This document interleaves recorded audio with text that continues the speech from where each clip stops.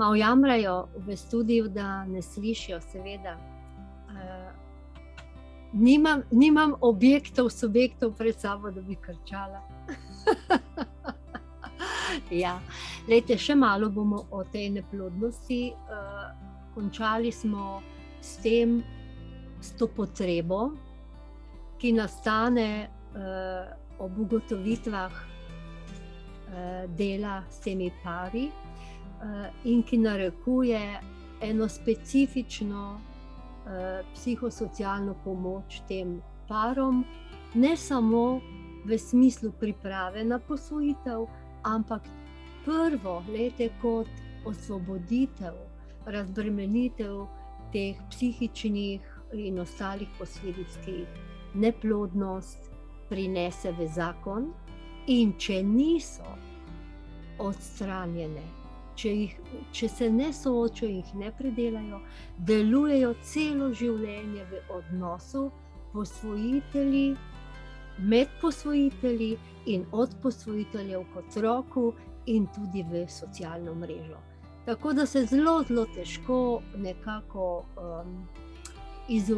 so izolirani v tem in se zelo težko vključujejo v okolico, ker je vedno težava, kdaj bodo te potlačene situacije prišle na dan. No, skozi leta delovanja se je ta potreba po tem programu kazala in večina udeležencev je neplodnih parov, namreč to je še vedno 99,9 skoraj ljudi, ki posvojijo otroka zato, ker je posredi neplodnost, ne takih posvojitev, ko imamo lahko svoje otroke, pa pač enostavno tudi posvojimo, teh je v Sloveniji bolj malo. No, pokazali so se potrebe po organiziranju te psihosocialne pomoči in pokazalo se je, da neplodnost para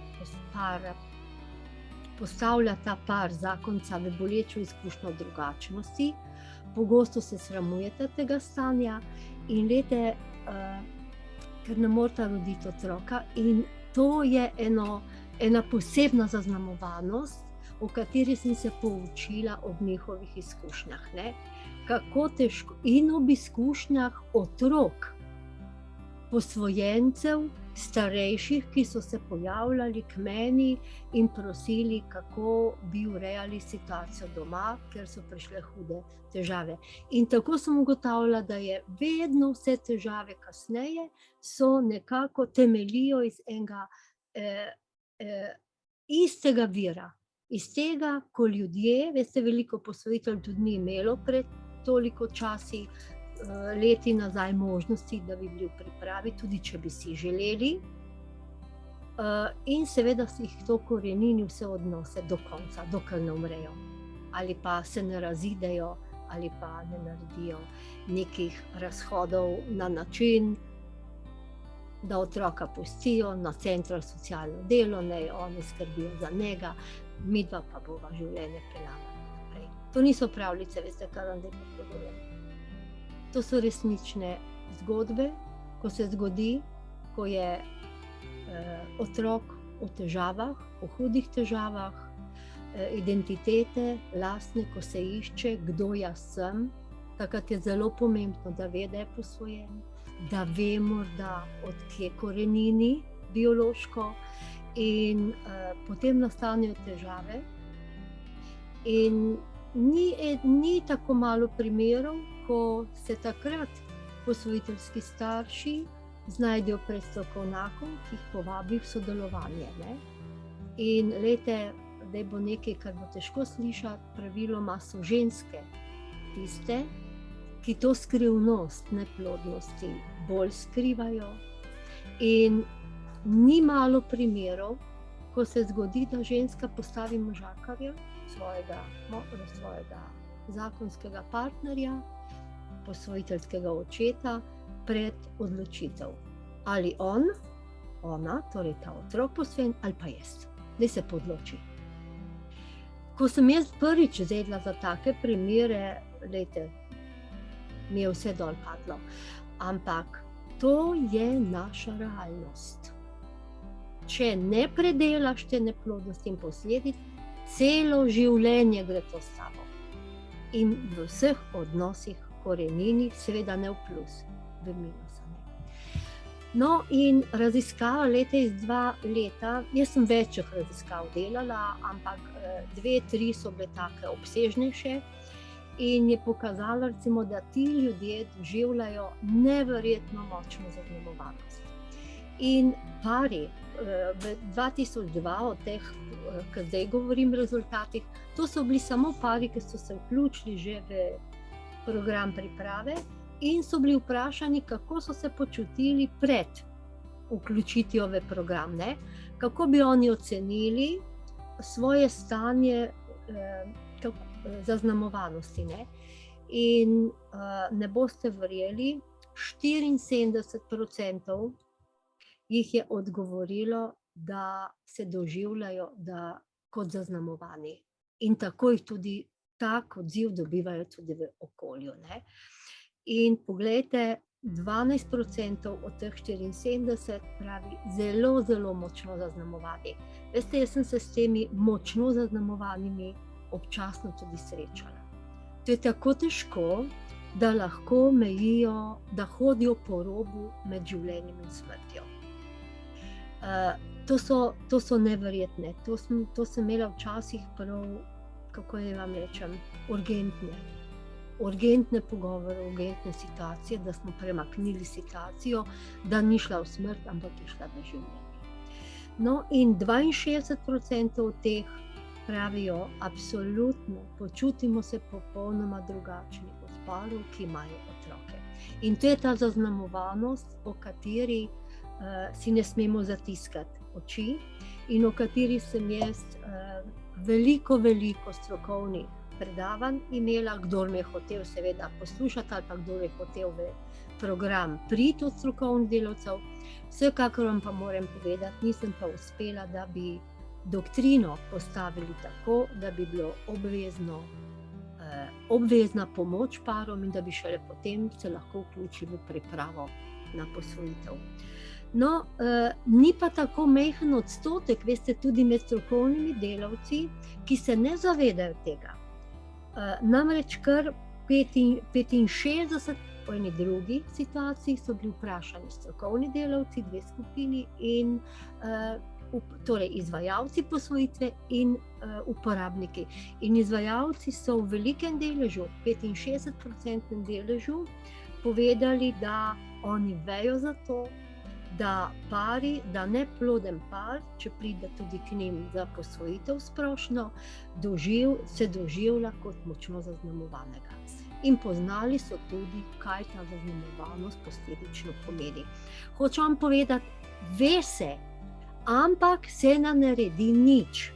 Ker vam bom povedala, ko sem jaz začela opozarjati na neplodnost, ko smo javnost pregovorili, pejte oddaje gledati 97, 98 in naprej, ko smo začeli opozarjati na te posledice, niso vzeli resno, oziroma nas je stroka in še nekateri medijske osebe napadali in zasmehovali in nas obtoževali, da mi stigmatiziramo pare, ker ko pridejo k nam, morajo govoriti o svoji neplodnosti, o svoji jalovosti, o svoji zaznamovanosti. No, to ni res tako, ne? Tako da vam bom kasneje pokazala. Jaz sem vedno v programu imela en metodičen pripomoček, to je tako imenovan pregledni referat spisov ali utrinkov ali odzivov na knjigo ali branje ali na moje strokovno izvajanje. In v enem takih utrinkih so ljudje spregovorili o tem, a jih res stigmatizira sodelovanje, vključevanje v tem programu, vključitev v ta program, ali je kaj drugega. In boste videli, kako lepo to opisujejo. Bom še malo povedala, ne, pravi tole je bilo, lejte, to je zelo zanimivo. V glavnem skoraj nihče od teh parov ne govori o neplodnosti, to sem vas opozorila že prej. In tudi v strokovnih službah, kamor se ti pari oglašajo z vlogami za posvojitev, ni izkušen, da bi par sam spregovoril o prikrajšanosti. To je zelo pomembno dejstvo za stroko, ne? Ker moramo mi se pripraviti, da jih bomo vprašali. Torej, ne spregovorijo in večina od njih vodi v trpljenje in zakonsko krizo, to, kot smo videli. Strokovni delavci s parom ne načnejo pogovora o posledicah jalovosti zakona, neplodnosti zakona. Zakaj? Ker nimajo znanja, ker so tudi sami nekako bosi in ne poznajo, sploh ne vejo, imajo predsodke, imajo neke svoje zavore in pogosto celo zavračajo dialog o tej temi, podobno kot recimo opisuje ena od članic, ki je bila tudi dolga leta predsednica društva, svojo izkušnjo seminarjev o posvojitvah. To je bil seminar na Koroškem, bil je zelo eminenten, ker je bil ob 30-letnici Centra socialno delo, bili so pomembni osebki tam, od gospe Kučanove in tako naprej. In beseda je padla tudi na neplodnost, na to, kako jih ta neplodnost v življenju zaznamuje. In ena članica je napisala, bilo je zelo mučno, ker so tako napadli, ker so o tem govorili, in gospa Eva je napisala sledeče: ne spomnim se, da bi kdaj doživela takšno ožigosanje, kot sem ga prav na tem seminarju. Pa ne zaradi poimenovanja stanja nas parov, jalov par, neploden par, ki žal ne moremo imeti rodnih otrok, temveč zaradi zavračanja dialoga med strokovnimi delavci in nami. Prav to zavračanje mi daje občutek kužnosti, drugačnosti, me dela zaznamovano. Strokovne službe s takim pristopom, ki ga ponazarja tudi ena od kolegic, pravi: bolje o problemu molčati, nikogar prizadeti, vendar tudi nikomur pomagati, kažejo na drugačno zaradi neplodnosti, o kateri se ne govori in se tako skupaj z družbeno naravnanostjo vzdržuje stigmo neplodnosti para, seveda vse z namenom, da se nadaljuje trpljenje para in posameznika. Zavedajte se, vse se dela za trpljenje. Vseeno, ali je COVID, ali je neplodnost, ali je AIDS, karkoli, za trpljenje. Ljudje morajo trpeti, ker potem jih imamo v šahu in z njimi delamo glih, kar hočemo. No, pa ni namen strokovnega dela in običajno ni niti želja neplodnega para. Prej obratno, kot je zapisal član programa, žal že pokojni, zelo, zelo drag človek, meni in Tomaž, in piše: nimam občutka, da bi me deteljica stigmatizirala, prej obratno. Prav v deteljici, torej v tem programu, sem se in se še sprašujem, rešujem mnogih stigem zaznamovanosti. Stigme, ki mi jih je vžgala prej neizmerna želja po otroku. Stigme, ki mi je zadalo spoznanje lastne jalovosti. Stigme, ki mi v življenju večkrat, vedno znova vžge neosebni, nerazumevajoč odnos v domači skupnosti, na centru za socialno delo, v družbi, krivične novele zakona. Torej, ni deteljica tista, ki bi me z besedami vidva sta jalova zaznamovala. Ne, tukaj sem našel prostor, šele našel prostor, kjer sem že pridobljene stigme začel izpirati in čistiti. Ostajajo brazgotine in odrešujoč občutek, da ti je nekdo znal prisluhniti.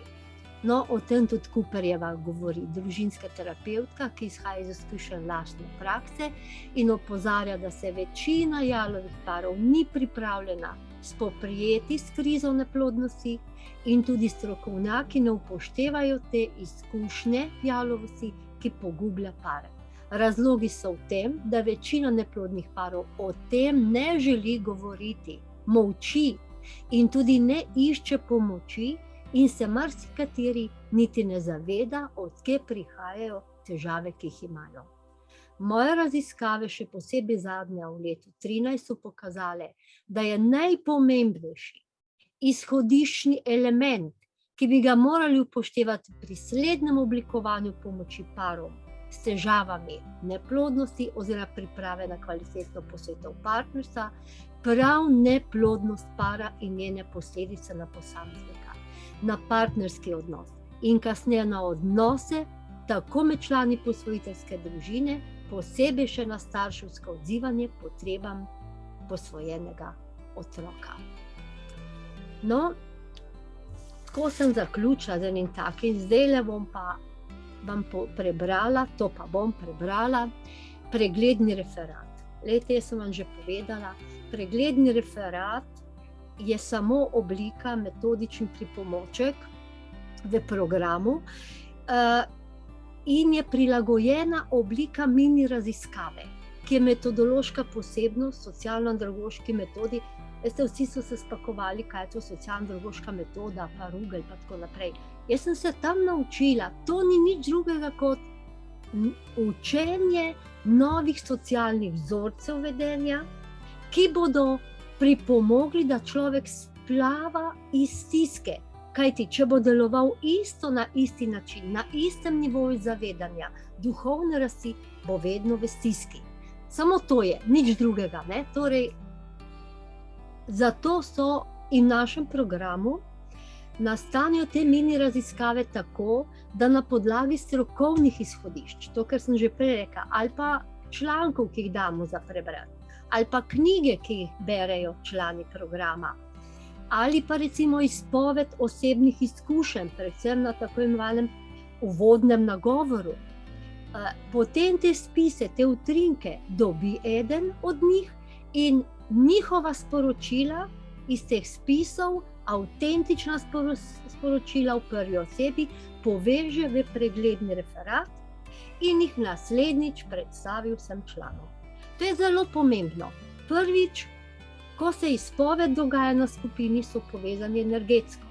Ko pišejo doma utrinke o neki izkušnji, so ponovno povezani skozi pisanje. Potem dobi eden, je povezan, vse poveže in še enkrat, ko se predstavi, to je neverjetna moč skupine pri dozorevanju oziroma psihičnem dvigu iz stiske.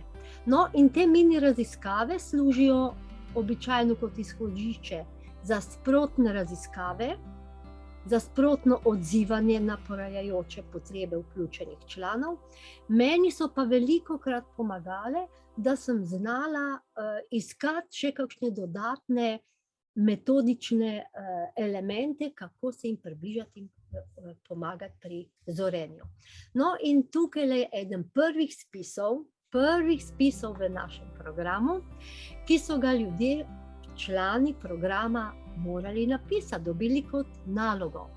Se je bilo težko, veste, so se jezili na mene, so mi povedali, ampak čez čas so povedali, da je bilo tisto, kar je bilo pravo, ravno to, da so se posvetili temu.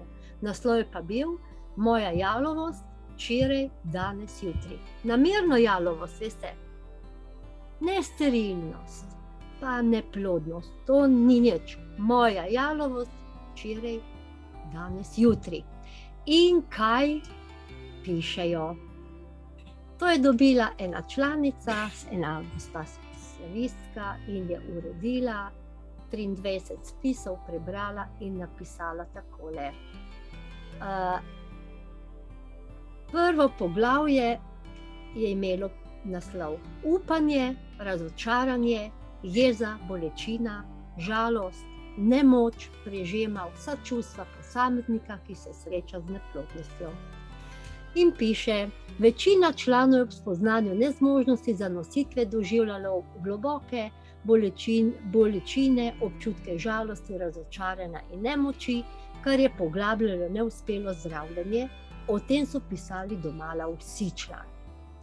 No, Mirko, en član, piše, ugotovitev, da ne moreva imeti otrok, je bila žalostna in težko se je bilo sprijazniti z njo. Še hujši so bili šoki in razočaranje o poskusih zdravljenja, ki niso uspela. Upanju je sledilo razočaranje, in zopet upanje in vse v začaranem krogu brez konca.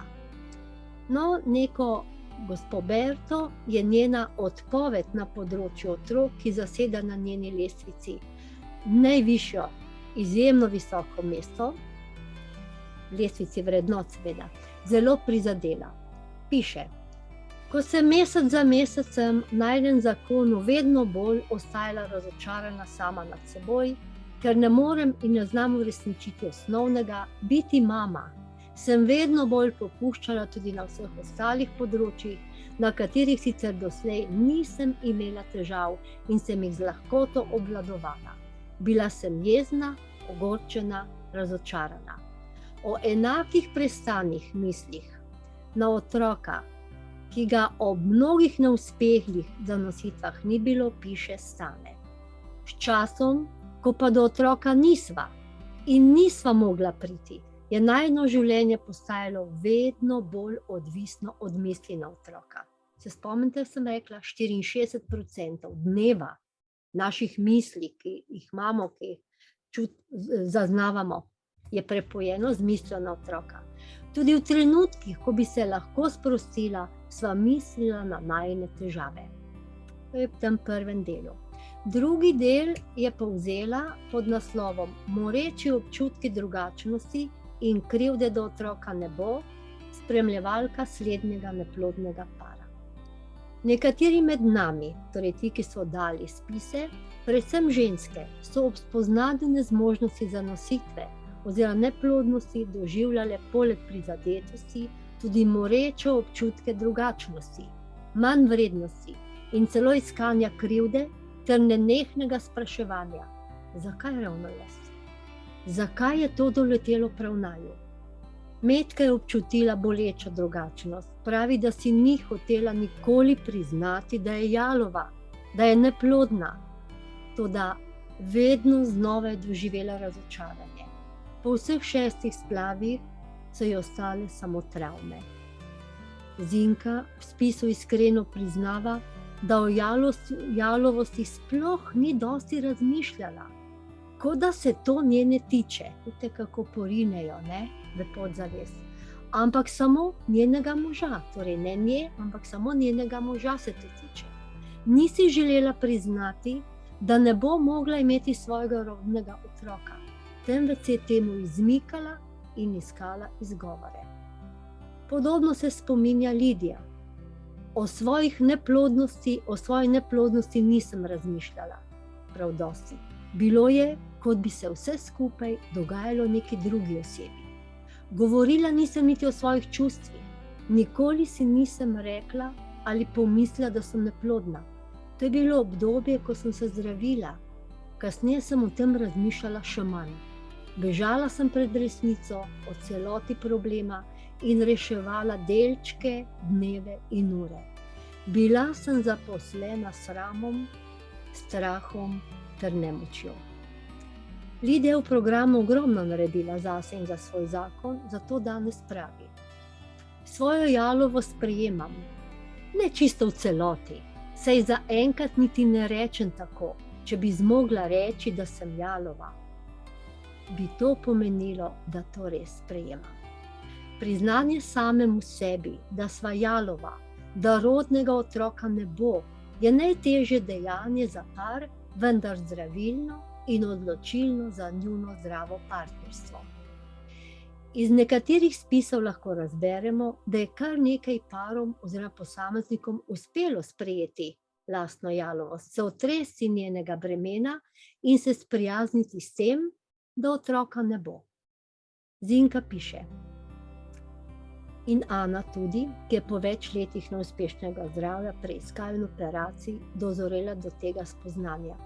Sama sebi sem priznala resnico, da sem neplodna, da sem jalova, da ne morem imeti otrok, da pač nisem edina.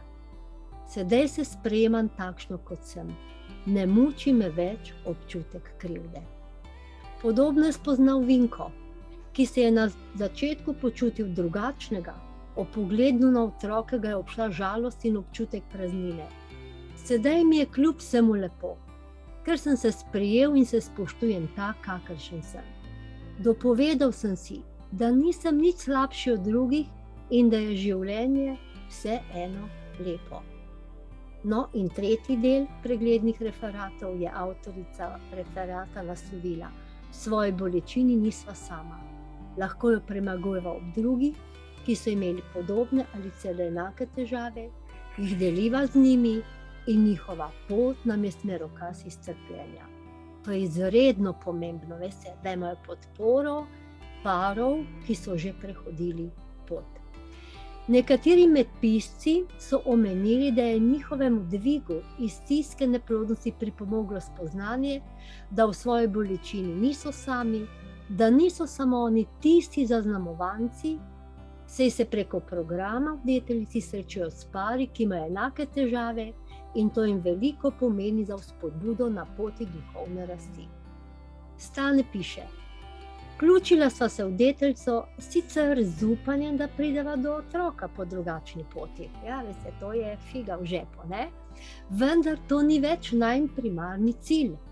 Srečevanje s pari, ki imajo podobno usodo kot midva, mi pomeni vedno neko novo izkušnjo. Lepo mi je, ko se družimo na srečanjih skupine in izletih. Prej sem imel občutek, da sva najbolj nesrečen par, da imava le midva te težave. Sedaj spoznavam, da je parov s podobno usodo še veliko. Naša srečanja nam pomagajo zaživeti življenje na drugačen način.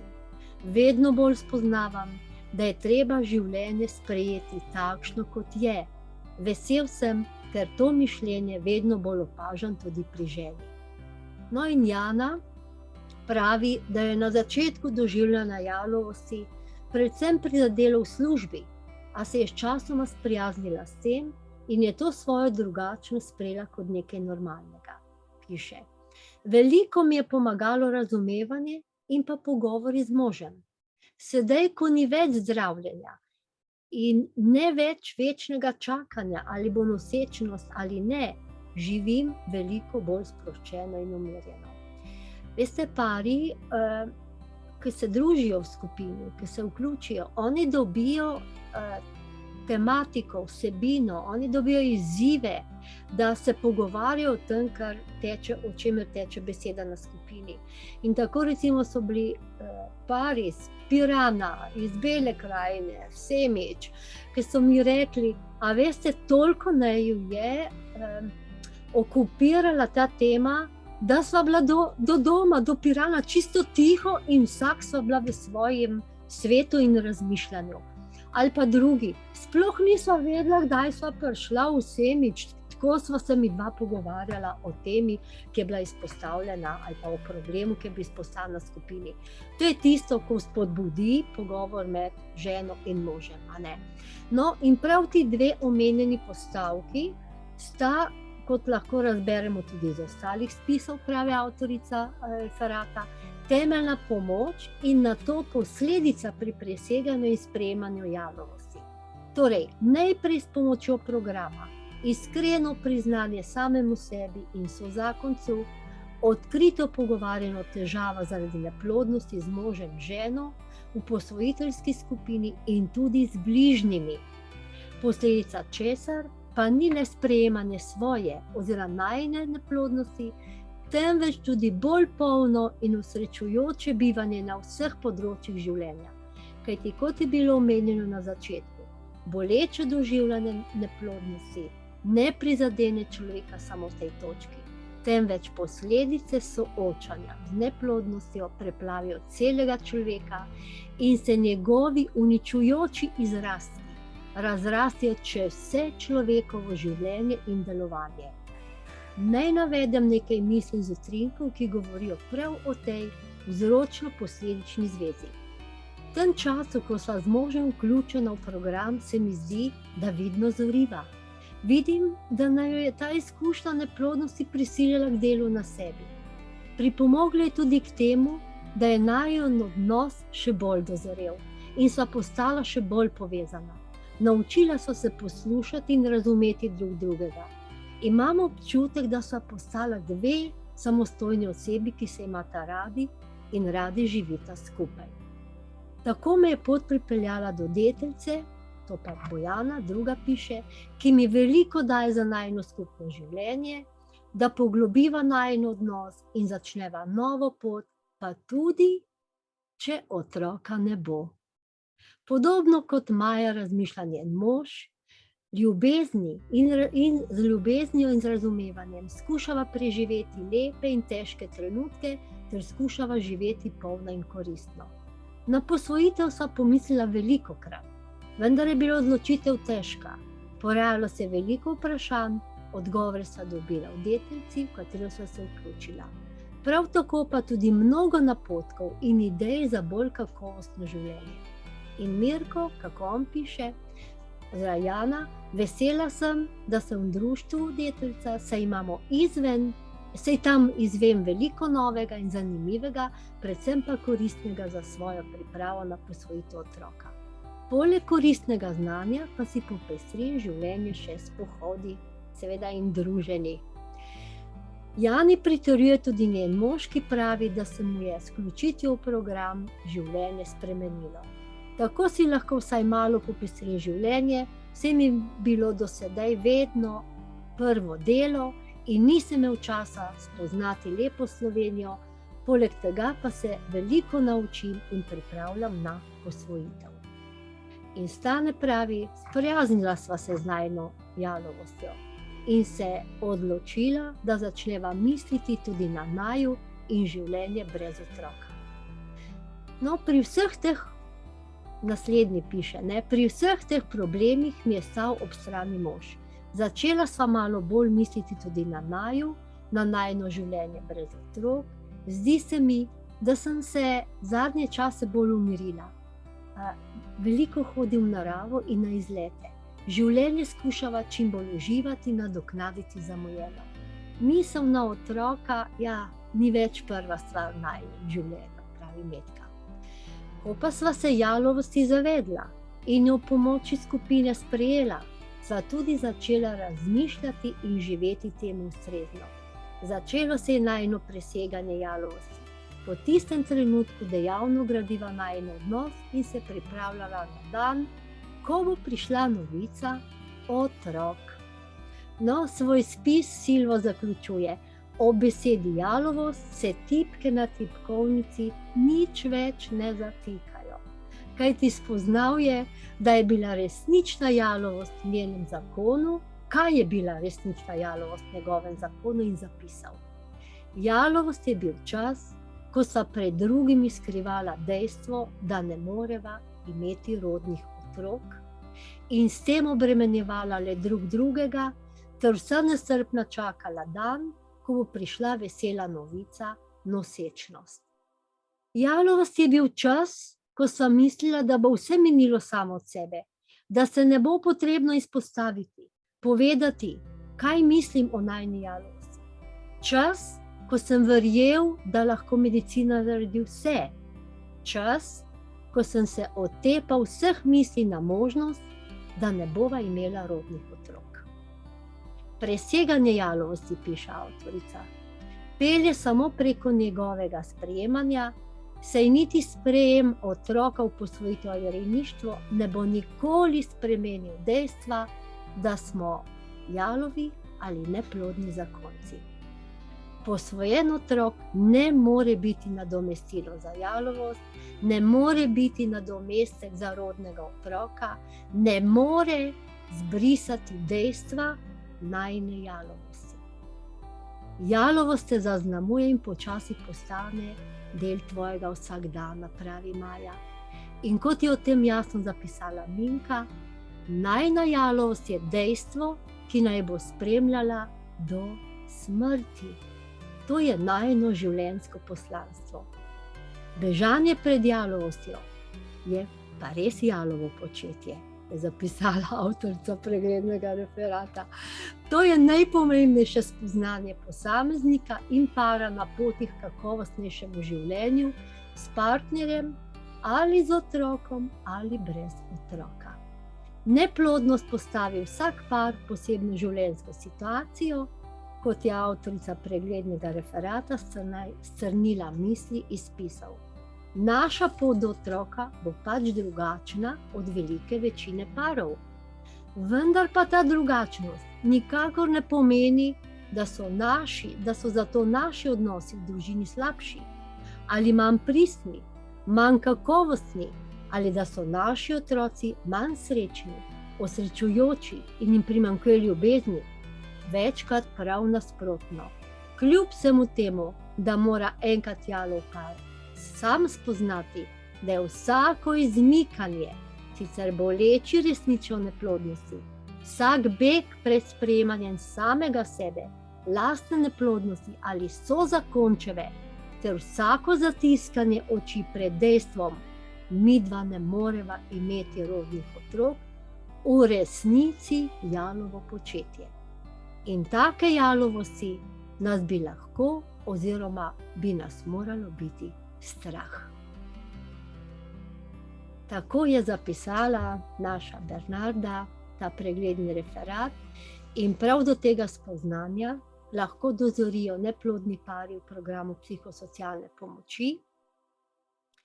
In tisti, ki dozorijo, verjemite, da so na 3/4 poti v dobro posvojiteljstvo, če seveda ta želja še vedno ostaja. Bistvo programa je namreč prav pomoč paru, da premaga te posledice neplodnosti, se usmeri v zdravo kakovostno partnerstvo. Zakaj to poudarjam? Zato, ker poglejte, ko par pride v program, kaj pa ima? Samo drugega. Noben ne more obljubiti otroka. Nikjer ne bodo te garancije dobili. Garancija sta samo ona dva.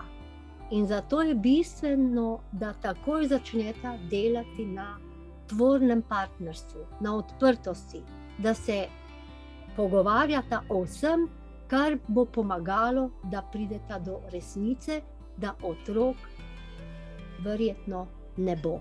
Ker, lejte, 27% se nam je pa le zgodilo tudi za nositev, zato govorim.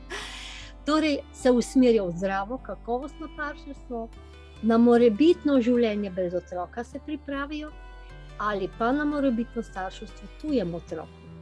Ob tem pa se izkustveno, zakaj govorim, da se izkustveno poučijo?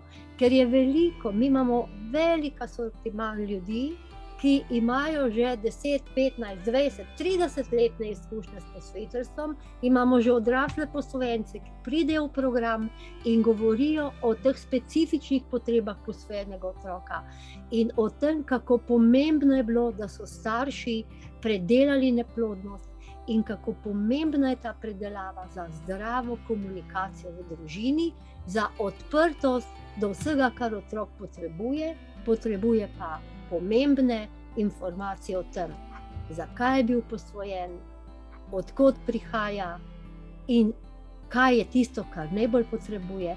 Potrebuje sproščeno komunikacijo o svojih bioloških starših strani posvojiteljskih in to na način, spoštljiv, torej da se vidi iz komunikacije, da posvojitelji spoštujejo odločitev teh staršev, pa tudi če je bila to odločitev, da otroka zapustijo oziroma ga dajo v posvojitev.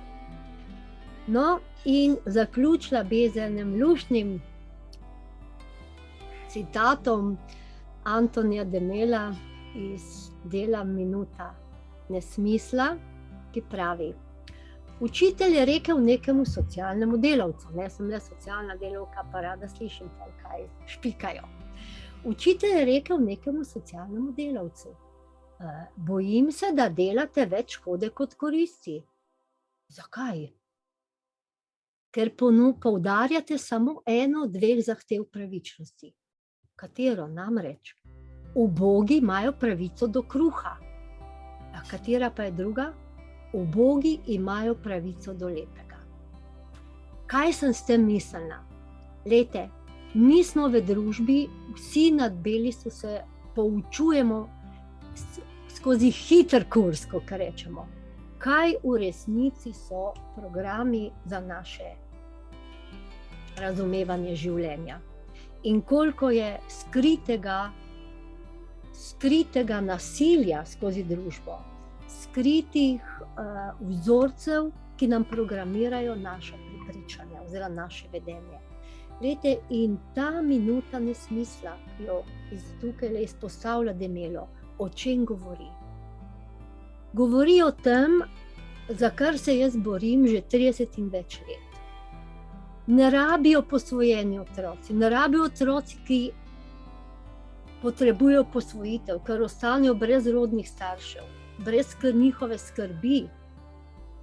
Ne potrebujejo samo drobtinice kruha. To pomeni, dajmo jim ene ljudi, njim pa otroka, da jih bomo rešili, ker smo pač tako dobri ljudje, pa bomo rešili bolečino, ki jo neplodnost prinaša.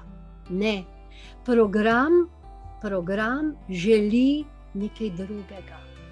Želi podeliti pravico do lepega, do, kako naj rečem, netrpečega, do svobodnega, do iskrenega uživanja življenja. In to tako parom, ki trpijo dolga leta zaradi neplodnosti, s katero se soočajo, kot tudi za otroke, ki po spletu okoliščin ostanejo seveda sami brez staršev.